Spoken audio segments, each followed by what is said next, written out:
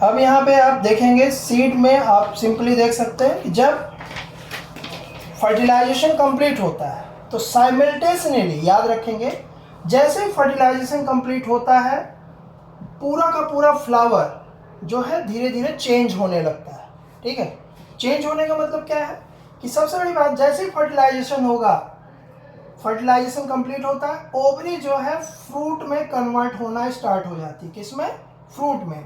और ओव्यूल जो आपका है वो सीड में कन्वर्ट होना स्टार्ट हो जाता है। और ये दोनों फ्रूट और सीड का फॉर्मेशन जो है ये साइमल्टेनियसली रन करता है, मतलब दोनों एक दूसरे के साथ चलते रहते हैं। ऐसा नहीं है कि पहले सीड डेवलप होगा फिर आपकी जो है फ्रूट डेवलप होगा, नहीं, ऐसा कुछ भी नहीं। या फ्रूट पहले डेवलप होगा देन सीड डेवलप होगा, दोनों एक साथ। मतलब जैसे फर्टिलाइजेशन कंप्लीट होता है फ्रूट का जो है फॉर्मेशन कंप्लीशन की तरफ बढ़ने लगता है और सीड भी आपका फॉर्म होने लगता है। मतलब सीड फॉर्म का मतलब क्या है, उसमें एम्ब्रियो का फॉर्मेशन स्टार्ट हो जाएगा। एम्ब्रियो के फॉर्मेशन के साथ साथ और भी चीज़ें उसमें चेंज होने लगती हैं। ठीक है, तो अब यहाँ पे हम लोग थोड़ा सा देखेंगे कि जो आपके सीड यहाँ पे होते हैं, सीड बेसिकली दो तरीके के आपके होते हैं। You can divide in two major categories. ठीक है, सीड को हम डिवाइड कर सकते हैं, कल हमने इनके बारे में बताया था लेकिन टर्म दूसरा यूज किया था।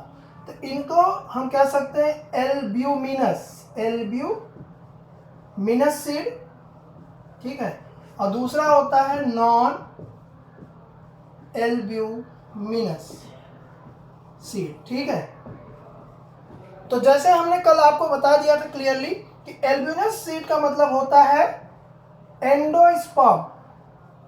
एंडोस्पर्म जो है ये प्रेजेंट होता है एल्ब्यूमिनस में। ठीक है, और नॉन एल्ब्यूमिनस सीड में क्या होता है, एंडोस्पर्म जो है एब्सेंट होता है। मतलब एंडोस्पर्म का जो फॉर्मेशन होता है वो ड्यूरिंग सीड फॉर्मेशन ही, मतलब एम्ब्रियो जनरेशन, एम्ब्रियो जैसे जैसे एम्ब्रियो डेवलप होता है, एम्ब्रियो मैच्योर होते होते एंडोस्पर्म पूरी तरीके से यूटिलाइज कर लिया जाता है। तो ऐसे सीड को हम लोग नॉन एंडोस्पर्मिक या नॉन एल्ब्यूमिनस सीड कहते हैं। ठीक है, और अगर जिसमें एंडोस्पर्म का कुछ रिमेनेंट रह जाए जो कि हेल्प करता है किसमें, सीड जनरेशन में, ऐसे सीड को हम एल्ब्यूमिनस सीड कहते हैं। ऐसे सीड को हम लोग क्या बोलेंगे, एल्ब्यूमिनस सीड या फिर एंडोस्पर्मिक सीड। कल हमने बताया था एंडोस्पर्मिक और नॉन एंडोस्पर्मिक।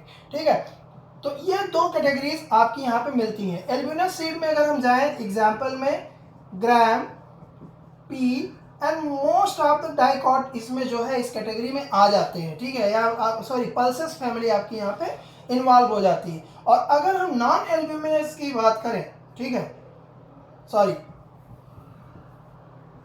नॉन एल्ब्यूमिनस के आपके एग्जाम्पल क्या है, ग्राम, पी। ठीक है, और एल्ब्यूमिनस सीड में पीनट, ठीक है, पीनट्स और कैस्टर, मेज। ठीक है, ये जो है आपके कैसे हैं, एंडोस्पर्म, मतलब एल्ब्यूमिनस सीड में आपके आते हैं। तो बेसिकली अगर हम सीड को डिवाइड करें तो ये दो कैटेगरीज में आपका डिवाइड होता है। और थोड़ी देर पहले हमने आपको बताया कि सीड जो है वो ओव्यूल से डेवलप करता है। किससे डेवलप करता है, ओव्यूल से। तो ठीक है, तो जैसे ही अब हमने यहाँ पे आपको एक स्ट्रक्चर दिखाया था, लेट से एम्ब्रायो सेक को आपने ध्यान से देखा था, उसमें यहाँ पे एक सेल सिनर्जिड्स, बीच में जो है दो पोलर न्यूक्लियाई एंड इधर 3 एंटीपोडल थे। ठीक है, तो हमेशा याद रखेंगे कि जो एम्ब्रियो का फॉर्मेशन होता है वो हमेशा माइक्रोपाइलर एंड में होता है। किसमें होता है, माइक्रोपाइलर एंड में। ठीक है, और यही माइक्रोपाइलर जो एंड है, ठीक है, आगे चल के ये जो है यहाँ से सीड जर्मिनेट करता है। क्या करता है, सीड जर्मिनेट करता है इसी पार्ट से, याद रखेंगे। ठीक है, ये जो आपका यहाँ पे एम्ब्रायो सैक के बाहर एक न्यूसेलस था, क्या था, न्यूसेलस, जो कि इसको एम्ब्रायो सैक को क्या कर रहा था, न्यूट्रिशन दे रहा था। तो ये जो न्यूसेलस है, ये जो न्यूसेलस है आगे आपका डेवलप करता है क्या, सीड कोट में डेवलप हो जाता है। किस में डेवलप होता है, सीड कोट, या इसी को यहाँ पे पेरिस्पर्म कह देते हैं। क्या कह देते हैं, पेरिस्पर्म। ठीक है, ये जरूर याद रखेंगे। ये जो है आपका ट्रिपल फ्यूजन के थ्रू जो पोलर न्यूक्लियाई बना था, ये आगे चल के आपका क्या बनाता है, एंडोस्पर्म। और यहाँ पे जो आपका एक सेल था जो जाइगोट बना था, आगे चल के ये बनाता क्या है, एम्ब्रायो। तो आप याद रखेंगे। और यहीं पे एक जो आपका मैंने पढ़ाया था जब ओव्यूल का स्ट्रक्चर देखा तो वहाँ पे मैंने हाइलम बताया था, जो क्या था कि किसी ओव्यूल को कनेक्ट कराता है किससे, फ्यूनिकल और प्लेसेंटा से, ठीक है। ये जो हाइलम है, ये हाइलम जो है आगे आपके पेरिस्पर्म के ऊपर ये हाइलम आपको देखने को मिलता है। अगर आप ग्रैम का सीड देखें, ठीक है, ग्रैम का अगर आप सीड देखें इस तरीके से, आप जानते हैं नुकीला बिल्कुल होता है। अगर उसके दूसरी साइड देखेंगे एक ऐसे ट्राइंगुलर शेप की जो है थोड़ी सी थिकनिंग, मतलब सेम कलर में होता है जैसा सीड कोट होता है, उसके ऊपर ये प्रेजेंट रहता है, ठीक है, उसके ऊपर क्या रहता है, ये प्रेजेंट रहता है। यहीं से ये आपका ग्रैम क्या होता है, ये जो है प्लेसेंटा से जुड़ा हुआ होता है, ठीक है। तो ये क्या है, हाइलम आगे चल के ये रिमेनेंट पार्ट में रह जाता है किसी सीड के ऊपर। इस तरीके से आपका स्ट्रक्चर देखने को मिलेगा। ग्रैम सीड आप उठाएंगे उसमें आप देखिएगा ये आपको मिलेगा। तो हाइलम डेवलप करता है यहाँ पे, और इसी के ऊपर एक और ऐसे डॉटेड स्ट्रक्चर दिखेगा, ठीक है, जिसको हम लोग आई कहते हैं। क्या कहते हैं, आई। और ये क्या है, ये माइक्रोपाइल है। ये ओव्यूल का क्या है, माइक्रोपाइल। जहां से आगे जब सीड जर्मिनेट करना होगा तो यहीं से माइक्रोपाइल एंड से ही सीड का जर्मिनेशन होता है। अभी तक आपने क्या देखा था कि माइक्रोपाइल से पॉलन ट्यूब एंटर करता, फर्टिलाइजेशन में हेल्प होता है, लेकिन सीड जर्मिनेशन के लिए भी जो अपर्चर सीड मेच्योर सीड में फॉर्म करता है वो माइक्रोपाइल से फॉर्म करता है। किससे फॉर्म करता है, माइक्रोपाइल से, ठीक है। अच्छा, इसमें जो इंटेगुमेंट होते हैं, कभी कभी इंटेगुमेंट भी जो है रिजिड स्ट्रक्चर फॉर्म करते हैं किसके आसपास, आपके ओव्यूल के आसपास। अगर इसका एग्जांपल आपको देखना हो, अदरवाइज इंटेगुमेंट कोई ज़्यादा पार्टिसिपेट नहीं करते, लेकिन कुछ ऐसी फैमिलीज हैं प्लांट की, ऐसे स्पीसीज हैं जिसमें जो इंटेगुमेंट भी सीड के ऊपर रह जाता है। अगर इसका एग्जांपल आपको देखना हो तो ब्लैक पेपर, ब्लैक पेपर में जो आपको कोटिंग दिखती है, ब्लैक पेपर में जो बाहर आपकी ब्लैक कोटिंग दिखती है, वो कोटिंग कुछ और नहीं होता, वो आपका ओव्यूल का इंटेगुमेंट होता है। क्या होता है, इंटेगुमेंट। तो ये याद रखें, कभी कभी यहाँ से एक एक नंबर के क्वेश्चन बनते हैं कि एक एम्ब्रायो सेक और न्यूशेलस सीड में कौन कौन सा पार्ट बनाते हैं। तो अगर सीड में आप देखेंगे तो मेजरली यही सब चीजें उसमें दिखती है। सीड कोट मिलेगा, एंडोस्पर्म मिलेगा, एम्ब्रायो मिलेगा, ऊपर जो है यही सीड कोट में कुछ उसमें अपर्चर्स होते हैं वो वहां पे मिलेंगे। तो आपको पता होना चाहिए कि सीड का कौन सा पार्ट आपके ओव्यूल के किस पार्ट से डेवलप कर रहा है। तो फिर से मैं यहाँ पे रिपीट कर दे रहा हूँ, यहाँ पे जो जाइगोट था वो एम्ब्रायो बनाएगा, यहाँ पे जो आपका जो है पोलर न्यूक्लियर ट्रिपल फ्यूजन के थ्रू आपका फॉर्म हुआ था पीईसी, प्राइमरी एंडोस्पर्मिक सेल, वो आपका एंडोस्पर्म बनाएगी। यहाँ पे जो न्यूसेलस होता है या इंटेगुमेंट होता है वो सीड कोट को लगभग बनाते हैं, रूडिमेंट्री सीड कोट बनाते हैं, जहाँ से हाइलम और फ्यूनिकल दो पार्ट आप देखते हैं। हाइलम जो है जुड़ा हुआ होता है फ्यूनिकल से, आप चलेजल पार्ट में इसको देखते हैं, वो जो है आगे चल के क्या है कि ऐसे ट्राइंगुलर शेप स्ट्रक्चर बनाता है, इस तरीके से वहाँ पे प्रेजेंट रहता है। ये शो करता है कि सीड जो है इसी पार्ट से जुड़ा हुआ होता है, किससे, प्लेसेंटा से, ओवरी के प्लेसेंटा से। और यहाँ पे जो ये आई है, ये माइक्रोपाइलर एंड वाला पार्ट, यहाँ से जो है ये ओपनिंग होती है जहाँ से सीड जर्मिनेट करता है, वो माइक्रोपाइल से डेवलप करता है। ओव्यूल के किस पार्ट से डेवलप करता है, माइक्रोपाइल। अदरवाइज बाकी आप देखेंगे इसमें सीड में कुछ ऐसा खास नहीं है जो बहुत डिटेल में हमें जाना हो। अब चलिए यहाँ पे देखते हैं फिगर नंबर 2.15। इसमें आप ध्यान से देखेंगे बहुत सारे सीड आपको दिए हुए हैं, ठीक है। पहला आपका जो इसमें फिगर है वो मोस्टली बीन आपकी बीन्स का है, ठीक है, या किसी टिपिकल डाइकॉट का है, जिसमें आप देख रहे हैं माइक्रोपाइल एक उसमें फिगर बनाया हुआ है, उसने जो है लेबल किया हुआ है। वहाँ पे देखेंगे स्मॉल ओपनिंग वो किससे आ रही है, माइक्रोपाइल से आ रही है, ठीक है। दूसरा उसमें कैस्टर का बना के रखा है, कैस्टर सीड का है वो सेकंड वन, अगर आप लिखना चाहें लिख लें। कैस्टर सीड का ये पूरा आपका जो है टीएस कट के एलएस कट के आपको दिखा रहा है, उसमें कौन सा पार्ट किससे डेवलप करता है। उसके बाद यहाँ पे देखेंगे एक जो लास्ट उसमें जो फोर्थ फिगर है वो एक मेज का है, जो कि एक पूरा का पूरा मेज का जो सीड होता है वो सिर्फ सीड नहीं होता, फ्रूट होता है वो एक्चुअली। ओवरी भी उसी में होती है, जैसे पेरिकार्प, आप जो पेरिकार्प देख रहे हैं, पेरिकार्प जो है उसी के थ्रू आपका बेसिकली आता है। तो मेज का जो सीड है वो सिर्फ सीड नहीं होता, वो फ्रूट होता है, क्योंकि पूरी की पूरी ओवरी भी सीड के साथ ही लगी हुई होती है। इसीलिए एक चीज याद रखेंगे, जो मेज का सीड होता है उसे सिर्फ सीड नहीं कहते, that is the actual fruit. क्योंकि हम फ्रूट का डिफिनेशन क्या पढ़ते हैं, ओवरी से कोई भी फ्रूट अगर ओवरी डेवलप करके कोई फ्रूट बनाती है तो that is the true fruit, और अगर ओवरी के अलावा फ्रूट का फॉर्मेशन हो रहा है प्लांट के किसी भी पार्ट से तो उसको हम फॉल्स फ्रूट कहते हैं। याद रखेंगे आगे चल के, यही अभी है इसमें जो फिगर में दिखा रहा है, जैसे यहाँ एप्पल और स्ट्रॉबेरी दिखाया हुआ है तो दोनों ही क्या है, फॉल्स फ्रूट है। क्यों? क्योंकि दोनों में ही थैलेमस डेवलप करके एक फ्रूट लाइक स्ट्रक्चर बना देता है। जो एडिबल पार्ट होता है वो क्या होता है, थैलेमस होता है। दैट्स वाई इसको हम क्या बोल देते हैं, फॉल्स फ्रूट बोल देते हैं। ठीक है, अब यहाँ पे चीज हमने और अभी थोड़ी देर पहले टर्म लिया था कि जैसे ही फ्लावर में फर्टिलाइजेशन होता है उसमें बहुत सारी चीज चेंजेस आने लगते हैं। तो जैसे ही मोस्ट आता है, टिपिकल एंजियोस्पर्म फ्लावर देखें, जैसे ही फर्टिलाइजेशन कंप्लीट होता है सेपल, पेटल, स्टेमेन, ये तीनों ही क्या करते हैं, ये जो है तीनों ही क्या करते हैं, फॉल कर जाते हैं। ठीक है, ड्राई हो जाएंगे, ड्राई डेसिकेट होकर फॉल कर जाएंगे। कुछ ही ऐसे हैं जहाँ पे ये रिमेनेंट रह जाते हैं और फ्रूट में एज अ पार्ट वहाँ पे प्रेजेंट रहते हैं। ठीक है, otherwise most of the species में अगर देखा जाए जैसे ही फर्टिलाइजेशन होता है ये सब चीज़ें फ्लावर से अलग हो जाती हैं, और फ्लावर और जो ये आपका पिस्टिल था, पिस्टिल का ओवरी और स्टिग्मा स्टाइल पार्ट ये भी मैक्सिमम जो है ये क्या करता है, ये भी फॉल कर जाता है। कुछ ऐसे प्लांट है जहाँ पे ये रहता है। सो ओनली ओवरी रह जाती है। ओवरी क्या करती है, वो डेवलप करने लगती है फ्रूट में, और इनसाइड ओवरी आप जानते हैं ओव्यूल होता है, तो ओव्यूल डेवलप करने लगता है सीड में। ठीक है, सीड का मेचुरेशन जैसे कंप्लीट होता है वैसे ही आपके फ्रूट का मेचुरेशन भी कंप्लीट हो जाता है। इस स्टेज में फ्रूट या तो जो प्लांट से फॉल आउट कर जाएगा एंड देन सीड डिस्पर्सन की प्रोसेसेस शुरू हो जाती हैं। ठीक है, तो ये सिक्वेंशियल प्रोसेस है। इस तरीके से हम देखें तो किसी प्लांट में सेक्सुअल रिप्रोडक्शन कंप्लीट होता है। ठीक है, अब यहाँ पे थोड़ा सा एक बहुत ही इंपॉर्टेंट पार्ट बताने जा रहा हूँ। दो टॉपिक यहाँ पे और अच्छे से हैं।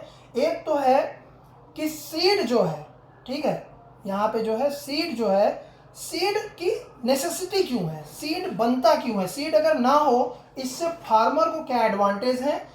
ठीक है, इसके बारे में हम थोड़ा सा बात यहाँ पे कर लेते हैं।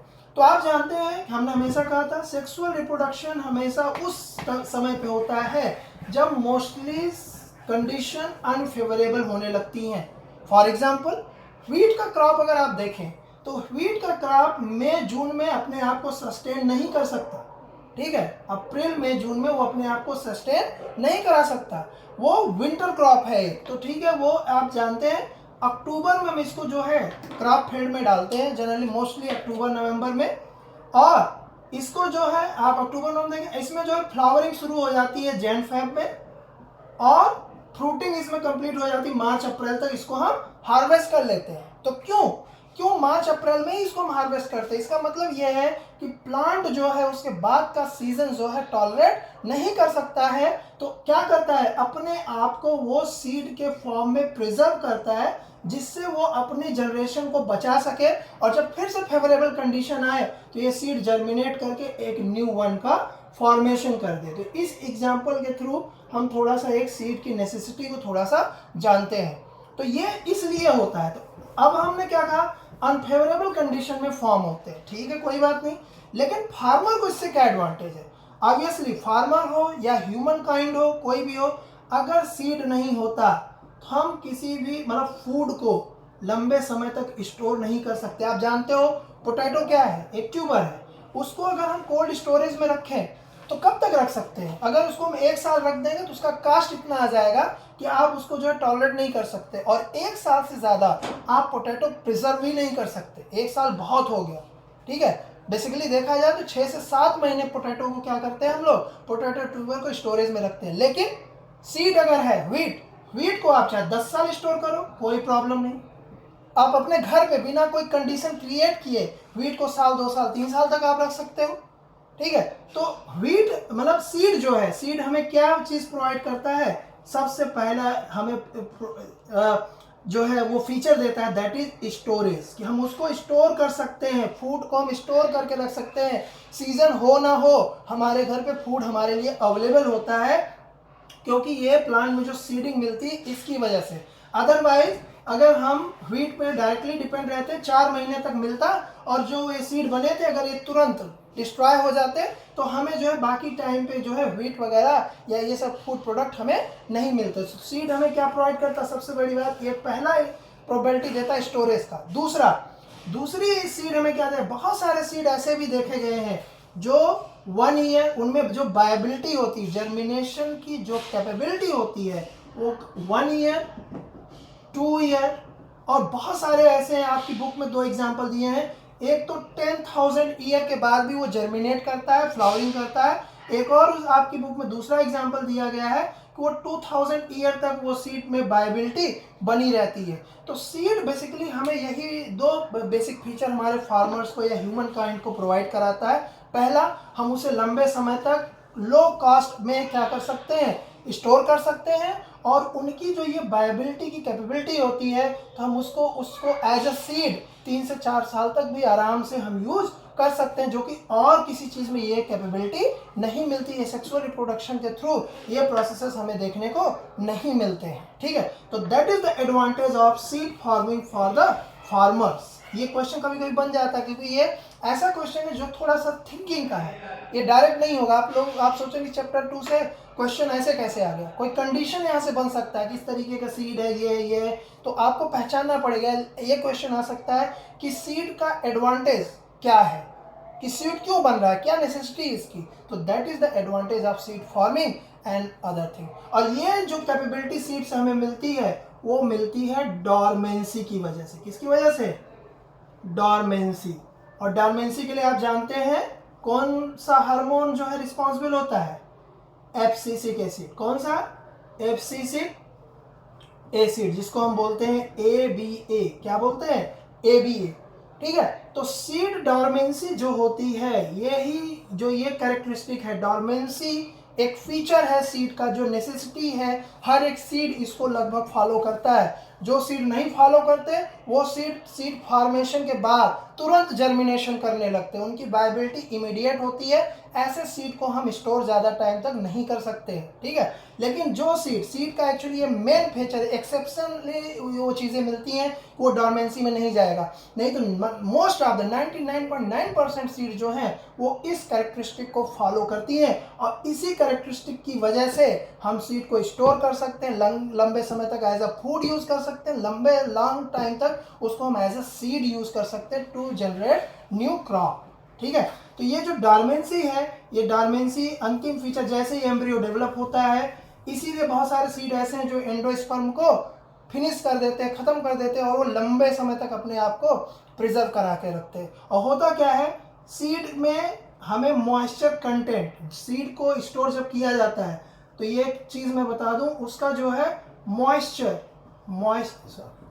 उसका जो है मॉइस्चर कंटेंट, ठीक है, मेजर करते हैं हम लोग स्टोर करने से पहले। इसीलिए आप लोग कभी कभी देखे होंगे कि गेहूं की फसल अभी जो उग रही थी, अभी जब बारिश हल्की सी हुई थी, तो आपके न्यूज़पेपर में भी था कि जो है मड़ाई अगर करनी है आपके व्हीट की तो उसको ड्राई करने के बाद ही करें। वो क्यों? क्योंकि अगर उसमें उसकी सीड में मॉइस्चर कंटेंट मोर देन 50% होगा तो वो या तो रॉटन हो जाएगा या वो जर्मिनेट करने लगेगा। ठीक है, तो सीड को स्टोर करते समय उसमें मॉइस्चर कंटेंट लेस देन 15% होना चाहिए उसके बायोमास के अकॉर्डिंग। किसके अकॉर्डिंग? बायोमास। अगर सीड लेट से आपका जो है 6 ग्राम का है, ठीक है, तो वो लगभग उसमें जो है 1 ग्राम के आसपास मॉइस्चर रह सकता है। इससे ज़्यादा मॉइस्चर अगर है तो उस सीड के लिए सही नहीं है। तो बायोमास के अकॉर्डिंग जो है मॉइस्चर कंटेंट जो है बिलो 15% होना चाहिए किसी सीड को स्टोर करने के लिए। ठीक है, so this is the topic जो कि आपका सीड से रिलेटेड था, ये मैंने यहाँ पे कवर किया। यहाँ पे अगर कोई क्वेश्चन है तो